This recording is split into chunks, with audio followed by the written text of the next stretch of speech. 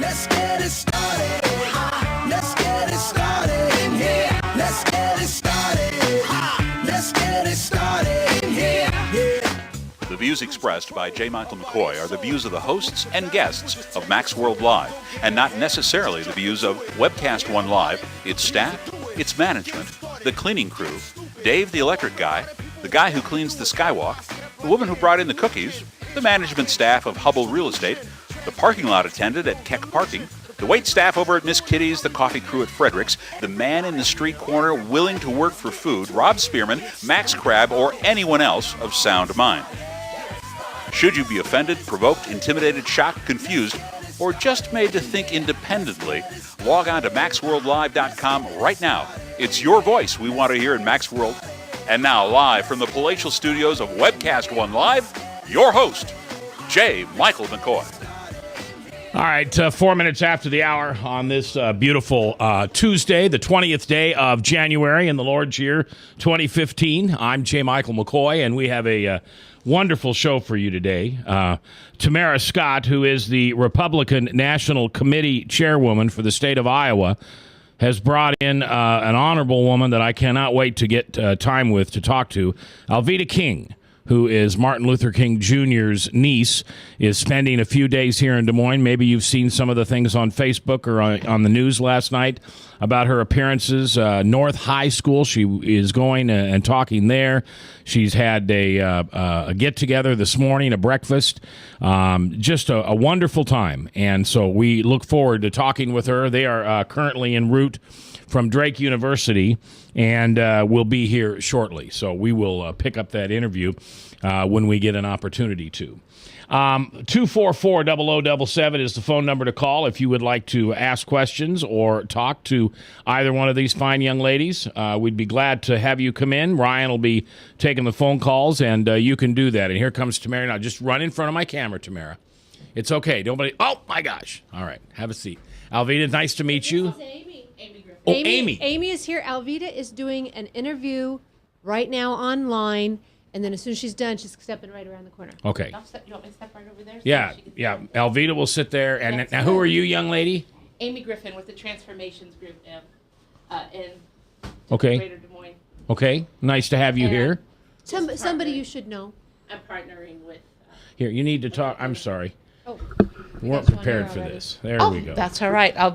Amy Griffin from the Transformations Group, partnering with Concerned Women for America and other pastoral alliances in the Des Moines greater area. Well, it's nice to have you here. It's great to be here. And we should have you on. You should have her sing, too. Really? Yeah. Oh, yeah? Oh, yeah. Really? She bailed me out twice today, yeah. She what you do? She bailed me out because I started Happy Birthday twice, and I didn't want to sing once I got in front of people. And so she took it over? Oh, golly. Well, I think I may know how we're going to end this program today. If by chance you were to get the opportunity to sing at the end. She and Alveda both are great singers. What would you like to sing? What would make you extremely comfortable? I think whatever she wants to say, I will join with her. All right, we can hear you now better. Tell us your name again. Amy Griffin. Amy Griffin, and you're with? The Transformations Group. And that is a local group. Yes, it's Des Moines proper area. Okay. All right. Well, it's a pleasure to have you, young lady. I appreciate you being here with us. Thank you. She's a radio pro. She'll get that microphone set up. I may or I may you. not. Ryan Here. usually has to come fix me. There you go. Yeah, I don't know. And I'll tighten that, baby. Oh, isn't this As good? I crash the other one. All right, we're good. There we go. Perfect.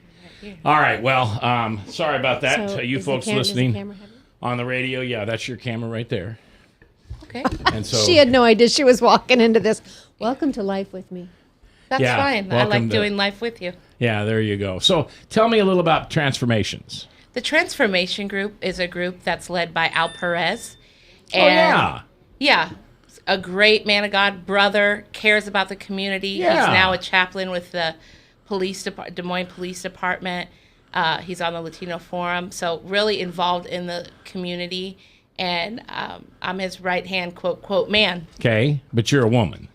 Yes, all woman. All and woman. proud of it. I'm holy. Hear me Hallelujah. roar. But, So- you know, behind every great man stands a greater woman. Well, you said it, not me. Well, it's true. When I have been successful in my life in business, it's because I've had an exceptional exceptional. And I stopped calling him the secretary word probably 30 years ago because they made it happen. Our joke is that I'm his chief advisor. There you go. And you probably are. Yeah, I like Al Perez. He's a nice guy. I'm having Jenny join us too until Alveda's off the phone. All right, and who's Jenny? This is Jenny Caligieri. Jenny is the state director for the governor's prayer caucus and the congressional prayer caucus. She headed up the 714 the state day of prayer last year. Okay. And she'll be doing it again this year. Hi, young lady. How are you? Fine. How are you doing? Good. Nice to have you here. You know how to just step right in front of that microphone. You bet. You bet. And you're Jenny? Ginny. Ginny. Like Virginia, Ginny. Oh, Ginn. Okay, Yes. I didn't get that right. Ginn. That's okay.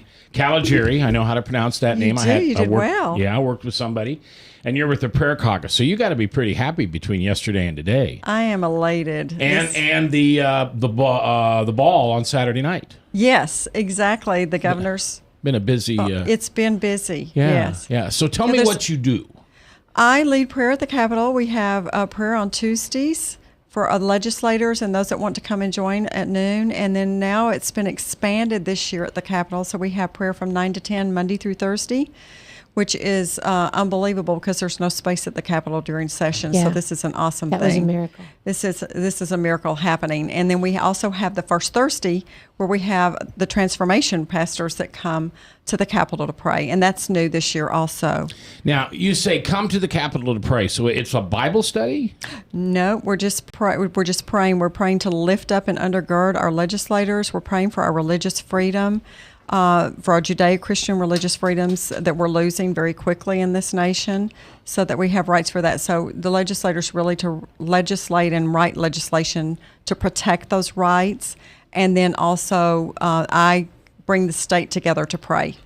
Okay, for them. So if I came down from 9 to 10 on a Monday through Thursday and came to your room, what would I find? Paint me the picture. You would come in and find I have a leader there Okay. that is going to lead in prayer, would have topics that we would be praying on that day, and then you could either sit silently or you could pray out loud. So you can feel very comfortable. Okay. They make you feel very comfortable. And some of the legislators come in and pray also? Yes. No Democrats, though, probably. We do Absolutely. have some. Do you? Yes, this Okay. is bipartisan. Bipartisan. Yes. Good. Yes. We're praying for wisdom and knowledge and revelation to come to our legislators, Yeah. and that they will stand on biblical foundations. Now, you said a minute ago, Jenny, that we're quickly losing those rights in America. Yes. Do you think we've been losing those for years? Yes, I do. Okay. Since when? Probably since prayer's been taken out of the school, it's been creeping in. Okay. So since we've changed our standing for the foundations of our nation. Yeah. It was biblically founded, and slowly but surely it's being removed. And I'm not into politics. I mean, I'm in enough to know who I'm voting for, and I have a lot of nice people come on the show with me, but otherwise I'm not involved with it. Isn't there something in the Constitution? You got to talk to me like I'm a 6-year-old. Right. Isn't there something in the Constitution which says we have the right to do that? Yes, there is. Amendment 1. Yes, So we do then have the right. Then why are we losing it?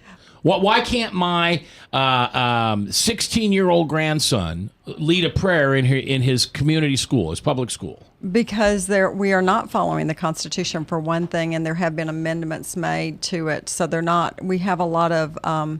Well, I'd say, but even our president isn't even following the Constitution. Yeah, no kidding. So therefore, it's trickled down, and we just don't have those rights anymore. They have made, I don't know if you call it amendment, but they have made amendments basically where they've taken prayer out of the school. They say you cannot do that. You can't even now have silent prayer in the school, which I don't even know what that means, because if it's silent, who knows if you're praying or not. But so there's pastors that won't do things. I don't want to maybe get into that subject, but there are things that pastors won't do and that businesses won't do, and they are then being incriminated, being sued and fined and thrown in jail. So they're shutting down businesses. And when are we? Because I'll put myself in that bunch. When do we need to stand up? What's going to have to happen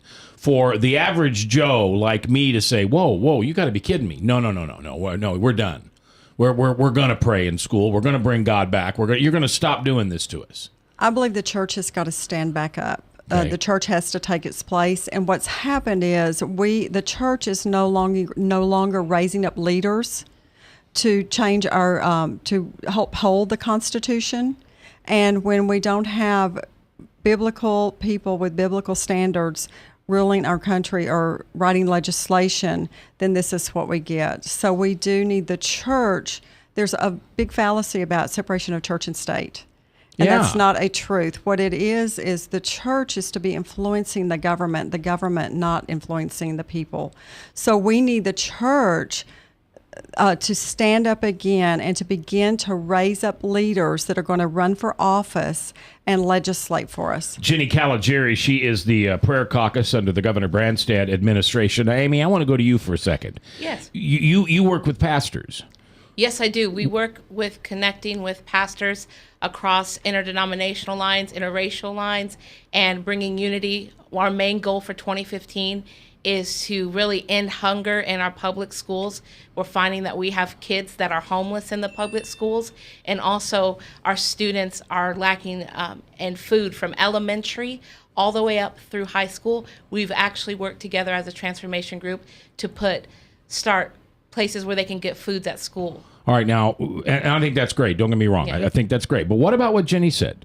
When do you see your group? Now, let me ask the question. Maybe this isn't your wheelhouse. Maybe this isn't something transformations would do. But what Jenny says is we have to get the pastors together to speak from the pulpit. You deal with pastors. Would that be a road you could go down, or is that off limits? What I would say is if it falls in line with our heart to build unity in the community and bringing change, that yes, it's something that we need to do. And change will come through the mouthpiece of our pastors and our churches, like she said. Yeah.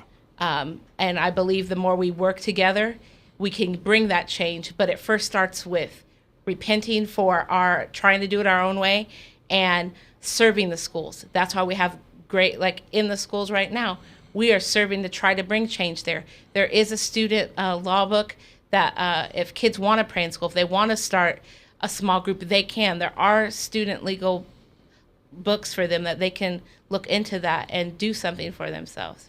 Well, that's awesome. The transformations would do that. So it sounds like And we're here's what trying they're to work doing. together. You asked Jenny about separation of church and state, which it's not in the Constitution. Right. We know it's been a mistranslation of a bill that now we hear Johnson didn't even mean to really harm churches. He meant to harm a 501c corporation, but not necessarily C3 churches. But there is a separation of church and state in the Bible. God tells government is only supposed to uphold the good and punish the bad. Yeah. All the other belongs to the church. Romans 13:3. The private Christian, not the citizen, not through your taxes, but through your tithe.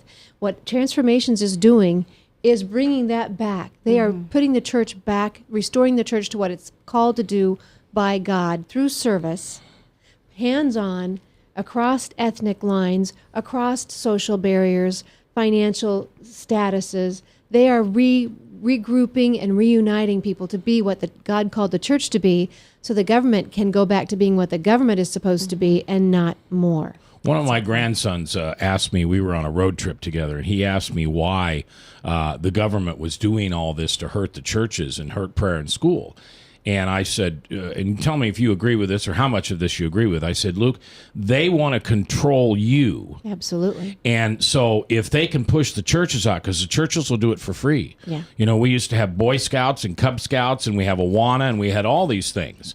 But all of a sudden now you're eliminating, that's being eliminated from the government schools because the government wants to run your life and tell you what to do. Well, and see, by doing so, government becomes your God.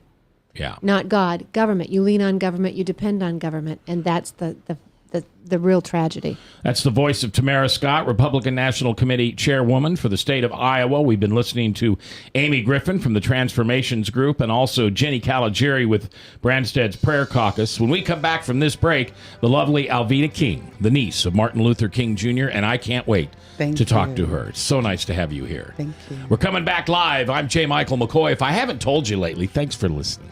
Love this job. Couldn't do it without you. Right here on The Truth, 99.3, powered by webcast1live.com.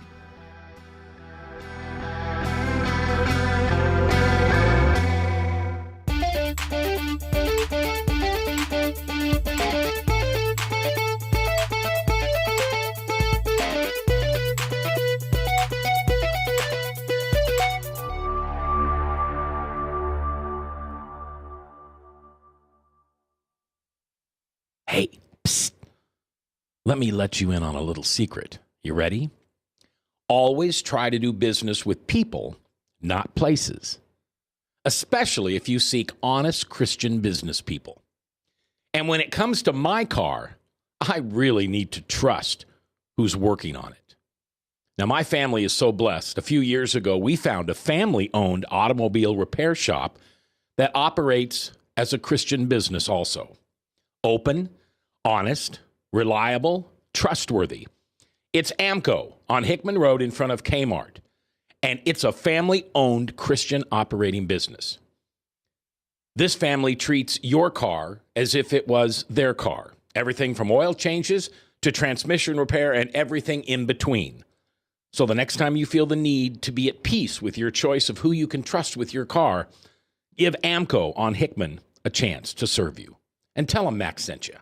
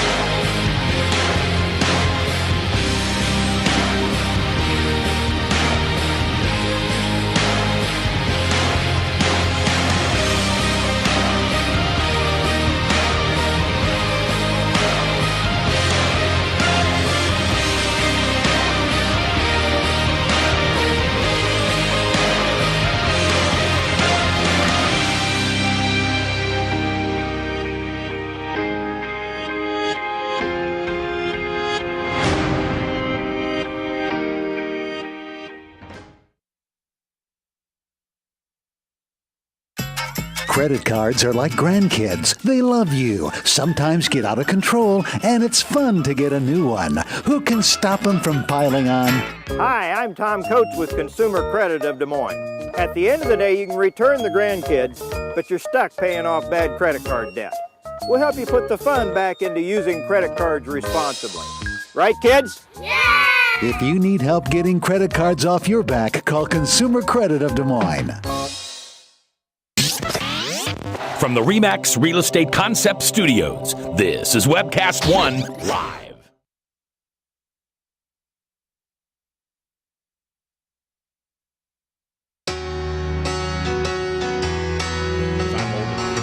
Oh, hi, 21 after the hour.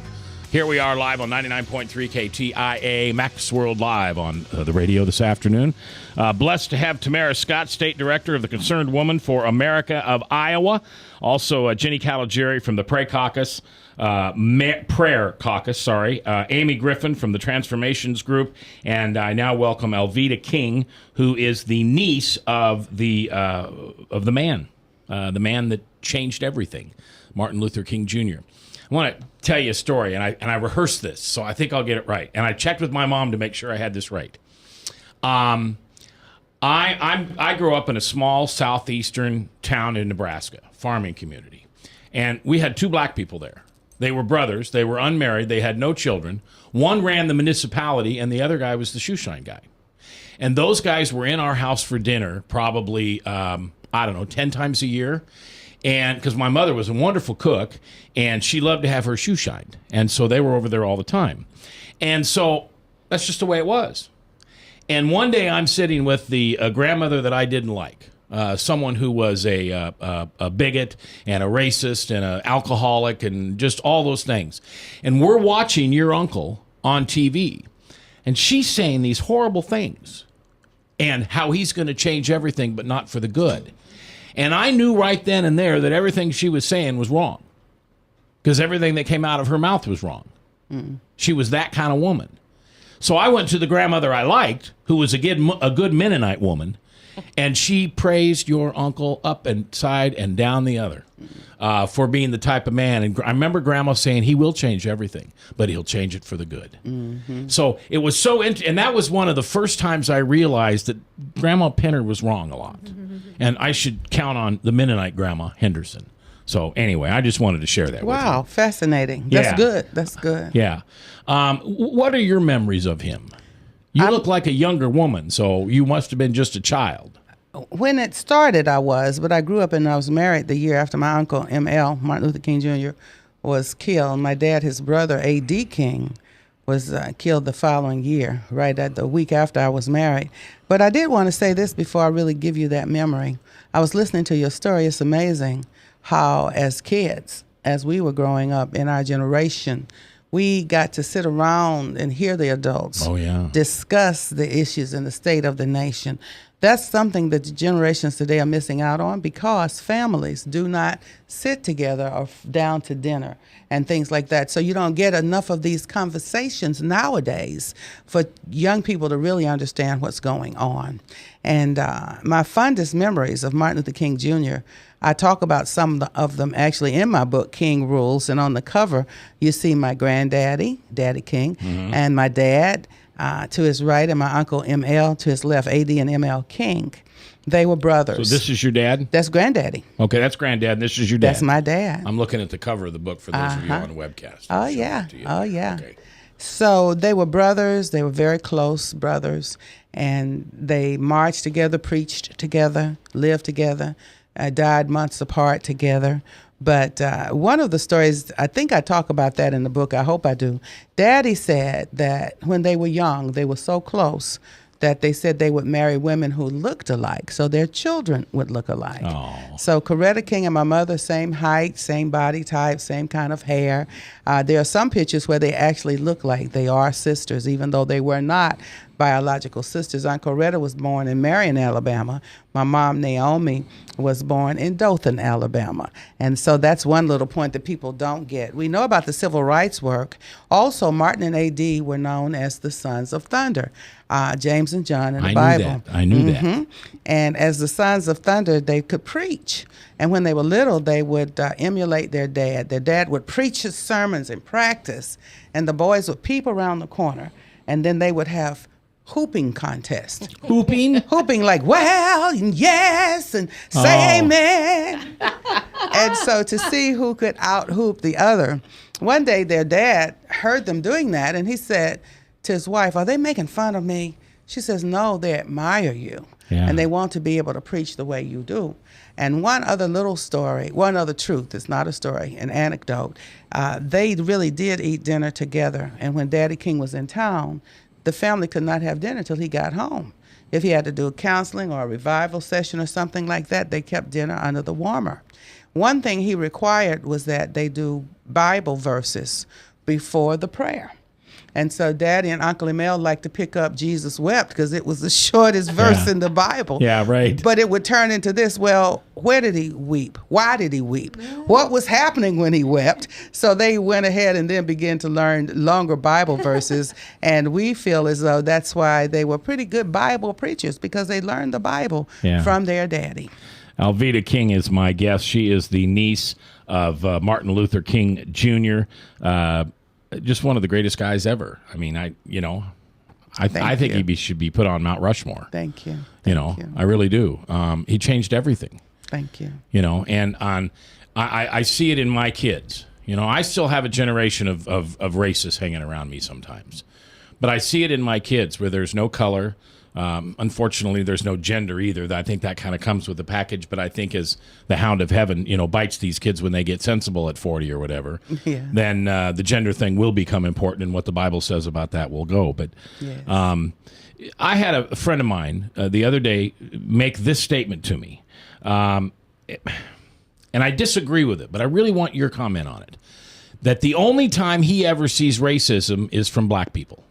And he's a white guy, obviously. Okay. Well, I met a man recently who said something similar, not quite the same. I've never met anyone who was racist.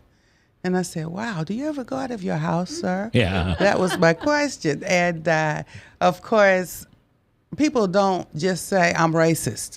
So you may or may not experience that within your own peer groups or your own communities. And so if you stay kind of within your community and only people who you see look like you won't see any occasion for these expressions to come. But racism is not limited to a skin color. And that's the thing that we forget, because people can be black and be racist. Idi Amin, who was a terrible dictator king who did horrible things to his own people, and all the people were the same color as he was. But he was a racist. Yeah, so it's not limited to skin color. Okay. And so that's the problem. But I've had people, Caucasian folks, shake my hand and then drop their hand to their side and wipe their hand off on their skirt or their slacks. I really have. Today in this century. It has happened in the 21st century. Tell me it didn't happen in Des Moines. It did not happen in Des Moines. Good. I don't see that. I don't get those experiences here. But racism actually does exist. But the way that my daddy loved Acts 17:26, of one blood God made all people. If we're one blood, we're brothers and sisters. Yeah. And so we don't need to have these deceptive race battles. You grew up with this. Obviously, it took your father and it took your uncle, and now you've set your life's course in, honoring God, following Jesus, and serving other people. Yes. When is one of my descendants going to look at racism like we look at horses and buggies? Well, yes, they existed, but that was so long ago. This is happening more and more. As a matter of fact, when I tell people, in there again, in King Book rules, there's a family tree. And we can go back 7 generations. Martin Luther King Sr., that's Daddy King, his father's father was Nathan Branham King from Cork, Ireland. Mama King's grandfather was Willis Williams, a slave preacher. My mama's people were Cherokee. Her dad was, Square Reese was half Cherokee. So then I asked people, what race am I? If I can show you, I went to Ireland twice and traced the bloodline, because I would cry when I was born because my skin was so fair. It was even more fair now. And my grandfather, who rescued me from abortion in 1950, he said to my mother, you can't abort that baby. She is a little girl with bright skin and bright red hair. I saw her in a dream 3 years ago. So when you hear me say I have a dream, I'm not talking about Martin Luther King. Yeah, right. Daddy King had a dream. So when I was born, until my sister was born, she had fair skin too, my brothers would say, where did you come from? Where did they get you? You're so pale. You don't look like us. And I would cry. And I would say, why can't I be brown like everybody else? And my Aunt Woody said, because some of our people come from Ireland. Okay. And so part Irish, part African, part Native American. So I ask people, what race am I? So when we wake up and we understand that we've been sold a lie, that we're separate races, then it can go away with the horse and buggy days. That's a great answer. Mm-hmm. Do you think some of it started when government and those organizations started asking us to define whether we were Caucasian, whether we were what our race was? I wish that we didn't have to pin ourselves down into To those that, groups. I write human on those census studies because Dred Scott, a slave, was told that he was 3/5 human. And so we came forth, and it started there, and then on the census reports breaking us down by ethnic distinctions. And so I just write human. When it says race, I say human. Just one more time that the government's Yeah. caused division. Social Security numbers are like that too. Blacks had a certain block, and you could tell what ethnicity somebody is by the block of numbers on the Social Security. Matt, can I tell you when I met her? Yeah.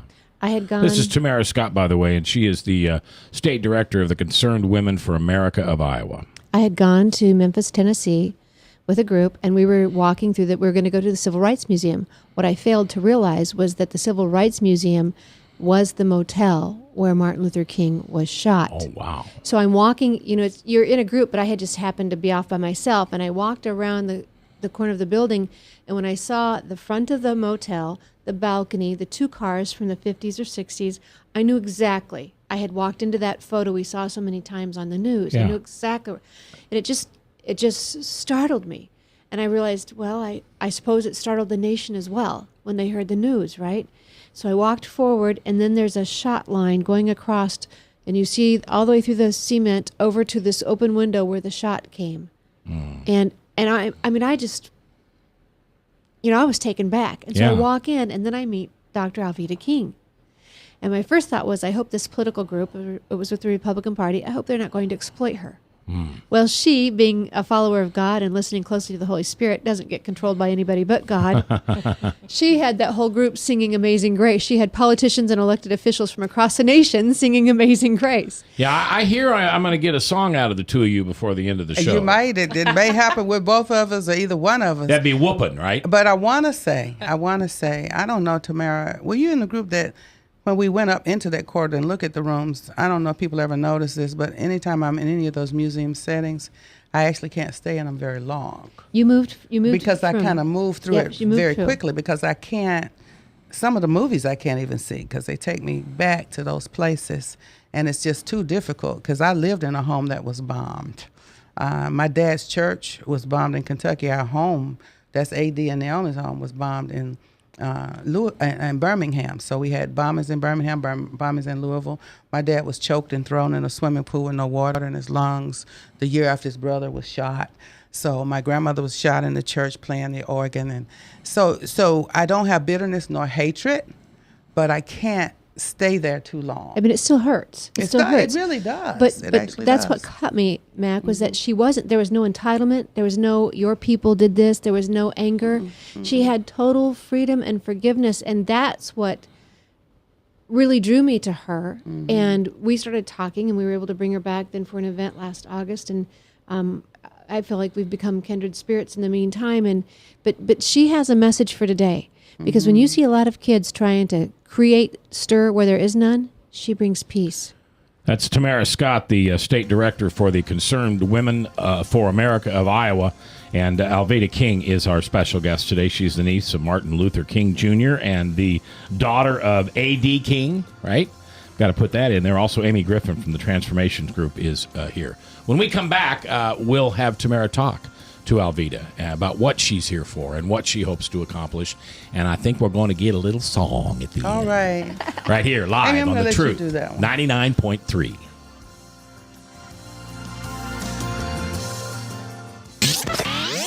From the RE/MAX Real Estate Concept Studios, this is Webcast One Live. I'm Brian Leach, owner of Service Legends, and my position is Chief Talent Officer. I'm Nicholas Wonderscheid, I am Bernie Hobbs, and I'm the Service Manager. Marketing Director and Client Relations Manager. Everything that we do is about ensuring that we exceed your expectations. Our clients are important to us. 100% satisfaction. We're not just focused on heating and cooling. That's the easiest part of our job, actually, is fixing furnaces and air conditioners. Everyone that we come in touch with, we want to improve lives. Bottom line is, we've got our installation guarantees, 25% energy savings guarantee, comfort guarantee, temperature selection guarantee, property protection guarantee. 100% satisfaction guaranteed, fixed rate or it's free. All of those guarantees are backed up with a 100% money-back guarantee to hold ourselves accountable to making sure that you get what you're after. Just fixing the problem today. If they have another problem 5 days down the road, it's still fixed rate or it's free. We use what's called straightforward pricing. Our technicians are going to give you an exact to-the-penny price on what it's going to take before they move forward with any repair. That way you know what to expect. It's the same price every day. No surprises. If you get off work at 5 o'clock in the afternoon, you come home, you realize that, oh, my furnace is broken. Now you need to call somebody out that night. You shouldn't have to pay more for that. We're guaranteeing service 24/7. We run afternoons, evenings, nights, weekends. We're staffed to work that. Phone rings at 3 in the morning. You'll get one of our representatives answering the phone every time. We're not sending you out to Timbuktu in some call center. It's our Service Legend team members, our mission control team. I'll take a call anytime. And then they answer the phones the same way during the day as they do at night. It's a great day at your service company. How can we make you smile? That's the only way to provide true 24-hour service. When you're able to let somebody actually live in their home safely when they weren't able to do that before, where they don't have to stay up at night and worry about, is the heat going to come back on? Are we going to freeze the pipes? Is the baby in the room next door going to be sick because they got too cold? When you're able to help somebody overcome challenges like that, that's impacting a life. That makes a difference. I get goosebumps thinking about it. I love the team. I love the people that I work with. We have fun, but we work hard. I call them my ambassadors of legendary service. If you could just envision what that is, that's who we're sending to your home. They literally will call in, pick up the phone and call and say, hey, I want to talk to your manager.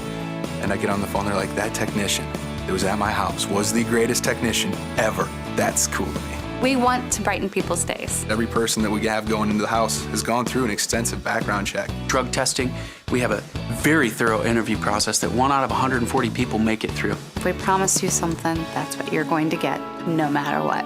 We're here when you need us to protect the safety and comfort of your family. If you're not happy, we're gonna make it right. If we're willing to put 100% money back guarantee on what we do, what type of work do you think we do? Give us a call. We're there for you 24/7, 365 days a year. Enough said.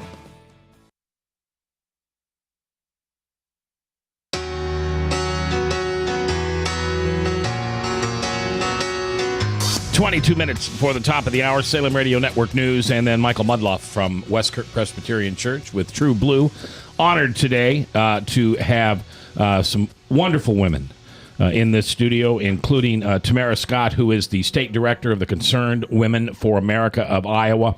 Amy Griffin, who is head of the Transformations Group, along with Al Perez here in Des Moines, and Alveda King, the niece of Martin Luther King Jr. and daughter of A.D. King, and her book, King Rules, 10 Truths for You, Your Family, and Our Nation to Prosper.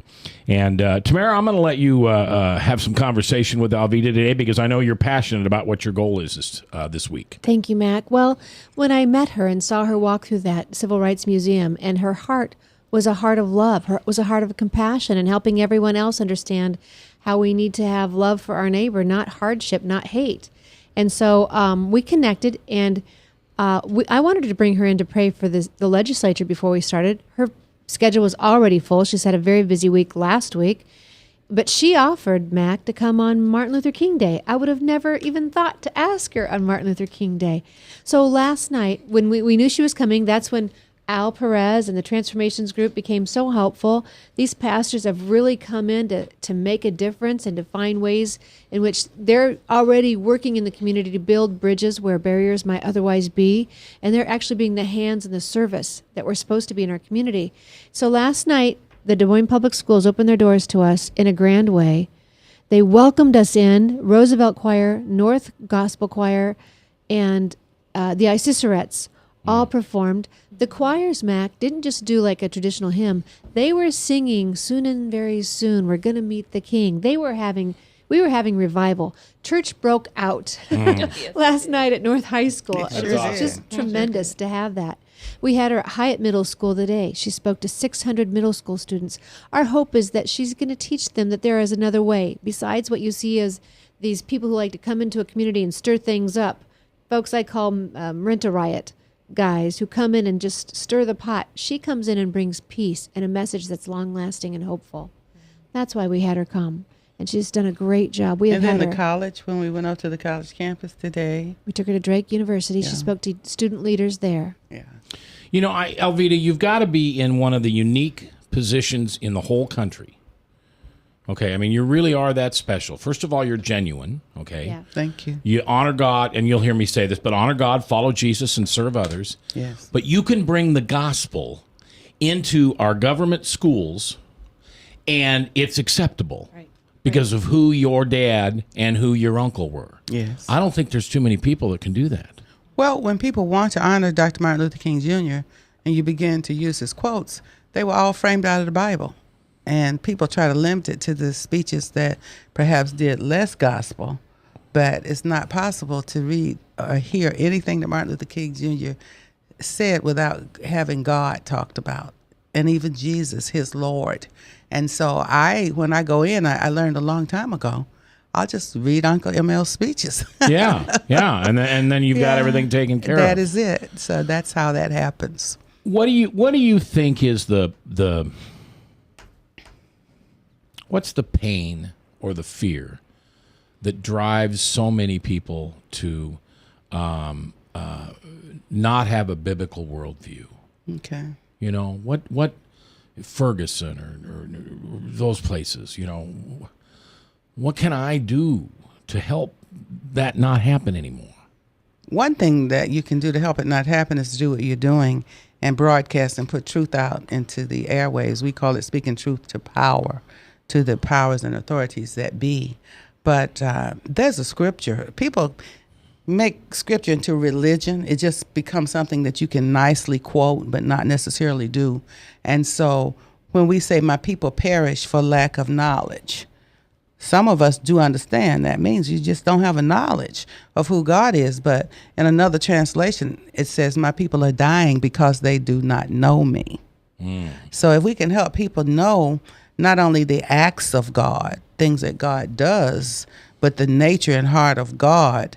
Because when we say no justice, no peace, that means we're going to tear up, burn down, riot until you give us what we want, and then we'll give you peace. But it really should be no peace, no justice. Until we can have peace and sit down and rationally discuss, we're not going to be able to get to agree on and understand justice.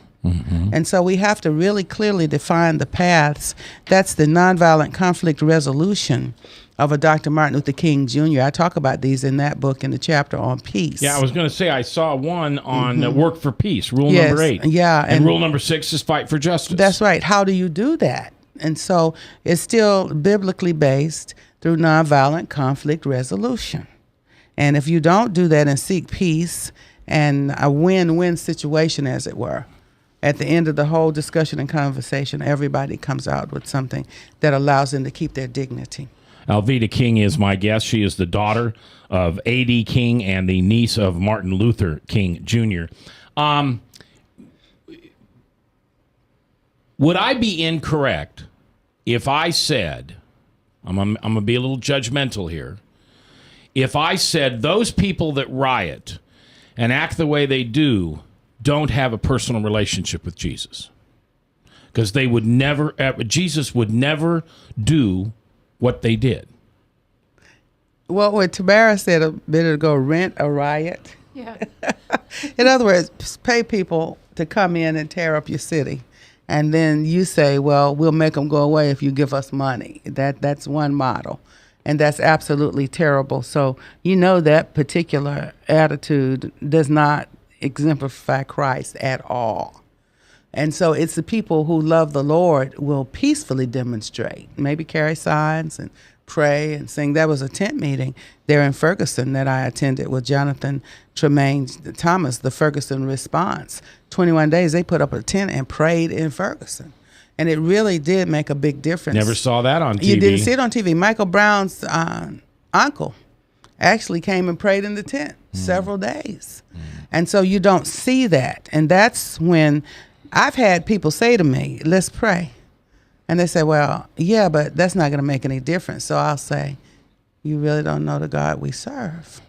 So it is, you can say that people who know Christ, you very likely will not see them out throwing firebombs. It's just not going to happen. When the Ferguson thing blew up, I talked to my mother, who's a retired Superior Court justice. Good. Liberal woman, gosh darn her. And she said that a lot of this comes from the fact that as late as in the 50s, black men and boys would disappear. They would be arrested for some felonious thing. They would go before the judge and be given a 20-year, $2 million, not really, but something stupid. Yeah. And then a local businessman, quote unquote, would come up and say, I'll pay the fine and he can work it off by working for me. And people's grandfathers and fathers and brothers and sons would just disappear for 2, 3, 4 years. Oh, my God. Maybe they'd come back, maybe they wouldn't. Oh, my God. And so the African-American community doesn't have a lot of respect, especially the older folks like me, for authority, police authority, because they just see it as corrupt. Yeah. Does that make sense? Well, if you think about that corruption, and I want to bring it into this century now, too, marijuana, it has been a crime to have it, to smoke it, to possess it. And African-American males were more highly impacted by those laws. And many went to jail just for having marijuana and smoking it. And now the irony of that is today, now that America is allowing marijuana the smoking of marijuana to become legal, there are judges who could sit at home now and smoke marijuana, depending on where they live. And the men that they had incarcerated can't ever get out of jail. I mean, just see how ironic that is. So the targeting of African Americans through several means. There was something called the Negro Project, when blacks were encouraged to become sterilized, men getting vasectomies and women to get tubal ligation so they could be a credit to their race. The Tuskegee Project, where black men were given syphilis and not treated, to see if syphilis could eliminate the African American race. And there are just so many experiments and exploitations. Even Planned Parenthood. And I was going to say in the pro-life community with Planned Parenthood, all of that targeted to eliminate or minimize a whole community of people in America. Alveda King is our guest. We'll be back here on The Truth, 99.3.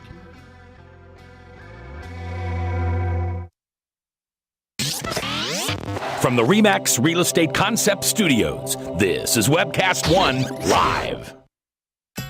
Credit cards are like grandkids. They love you, sometimes get out of control, and it's fun to get a new one. Who can stop them from piling on? Hi, I'm Tom Coates with Consumer Credit of Des Moines. At the end of the day, you can give these grandkids back, but you're stuck paying off bad credit card debt. We can help you put the fun back into using credit cards responsibly. Right, kids? Yeah! If you need help getting credit cards off your back, call Consumer Credit of Des Moines.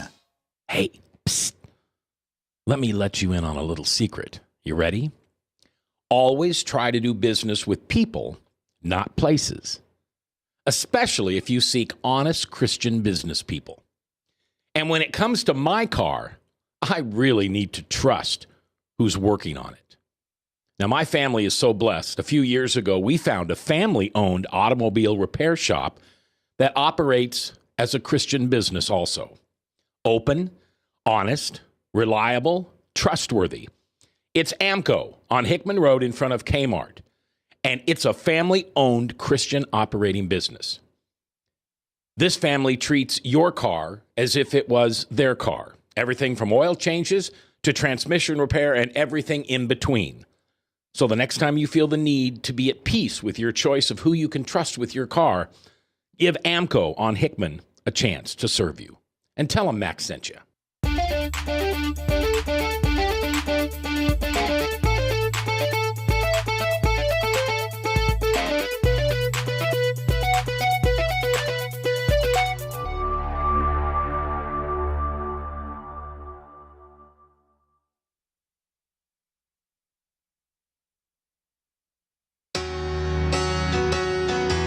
It's 10 minutes before the top of the hour. Salem Radio Network News at 4. And then 4:03, Michael Mudloff from Westkirk Presbyterian Church will be here. Coming up on Thursday, the folks from Marriage Matters. We've got a marriage weekend coming up, Valentine's weekend, at a church in Clive, Iowa. We will tell you where, we will tell you who, and most importantly, we'll tell you why. And if you're a guy and you're listening right now, don't you dare touch that button. I will shame you. I will. You can give your wife a gift of going to a marriage seminar for a Friday night and a Saturday morning. You can give her that gift, and you have no idea how much that'll mean to her that you're willing to do that, okay? And if you've got kids or grandkids, or you know some kids that are having their marriage challenged a little bit, you know, by the ways of the world, give them this as a present. Send them to the marriage seminar, and we'll make sure they're taken care of very well. That's coming up. We'll talk about that on Thursday here on The View from a Pew. Alveda King, the daughter of A.D. King, granddaughter of Daddy King, and niece of MLK Jr., Martin Luther King Jr. Tamara Scott, who is chairwoman for the Concerned Women for America of Iowa, state director. And then we have Amy Griffin, Transformations Group here in Des Moines. So we were talking off mic about the song, This Little Light of Mine. And that was a Negro spiritual. Negro spiritual that was used often in the civil rights movement. And I sing it a lot everywhere I go. And one time years ago when I started doing it, the kids picked up their cell phones and turned on the cell phone light. And we're singing This Little Light about it. They're shining the lights out in the audience. So that happened at Hyatt's school today, and it was so wonderful. Do you get this type of response all around the country? I actually get this response because it's light, it's love, it's power, it's forgiveness. And people, I believe, like to hear that. Is the South more racist than like we are in Iowa or in Washington, D.C. or Portland, Maine? The South perhaps shows the racism more than other areas, but racism is across the country. Some people are racist, some are not, and it's not limited to skin color. I want to point that out. Does the Confederate flag offend you? It doesn't offend me, but I have friends that it still bothers. Yeah. Oh, yes. Okay, yeah. So it's just, to me, it's historical. It's part of history. Yeah. And so. All right.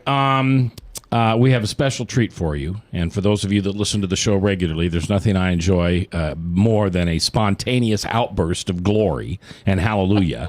And Tamara gets the credit for this. She told me that Amy Griffin is a tremendous singer and that Alveda is also. So you guys are going to share a little I'm going to shine my light. Yeah, okay. Okay, go for it. Here we go. This little light of mine, I'm going to let it shine. Oh, if your light won't shine, please don't put out mine. If your light won't shine, you'll share. I'll share some of mine. Let it shine, let it shine, let it shine. Praise the Lord. That's awesome. Thank you very much. I love that. We'll add that to our list. We have a lot of people that come on and we ask them to sing, and they do it, and it's so fun. We almost sound like we're born in the same family. Our voices really blend. I think we are born same in the same tessitura. family. It's got the similest tessitura. We do. Yeah. Tell me what Amy's grandchildren, the type of world they're going to live in, if you guys are successful. We believe that we will be successful, and that the trend that is here now will continue, that we saw at both high schools. They don't see black friends, white friends, yellow friends, red friends. They see friends. Not that they're colorblind. They know ethnicity, and they see it, but they respect that, and it doesn't bother them. And I believe that that's the world that her grandchildren will experience. They will. You think your children will experience it? I believe that I'm going to equip my children one day when I have an amazing husband and children, that they will know that race, to look at race is not an option because we're the human race, and that Jesus loved everyone, and they will be agents of change. I am 100% positive about that. But it's going to take a spiritual revolution. Yes, Or what did you call it? A restoration and revival. Revival. A transformation. Transformation. And that's what we're bringing now. That's what we're equipping people now with. Some people say that we won't get that in this country until we have a disaster like no other. Something that makes 9/11 look like a Halloween party. Those people don't know our God. They really don't. And we are praying and we are seeing God's hand move in this nation. Those people are part of the problem. Because instead of waiting for that to happen, Yeah. like we need that to be okay to have a change, we hear initiatives on Facebook right now about pay it forward. Yeah. Why don't we just live it now? Instead of waiting for some random act of kindness that we're going to plan, why not when somebody steps in front of you, just excuse yourself and step out of the way. When somebody pulls in front of you on the road, we said this the other night, you could either say something or you could pray something. Why don't we start with that heart of forgiveness? And better yet, why don't we step back and try not to have the heart of offense? Good point, Tamara Scott. I would agree with you. I'm scared for my grandchildren. You know, I'm scared that my buddy Luke, who's 14, he's got a preacher in him.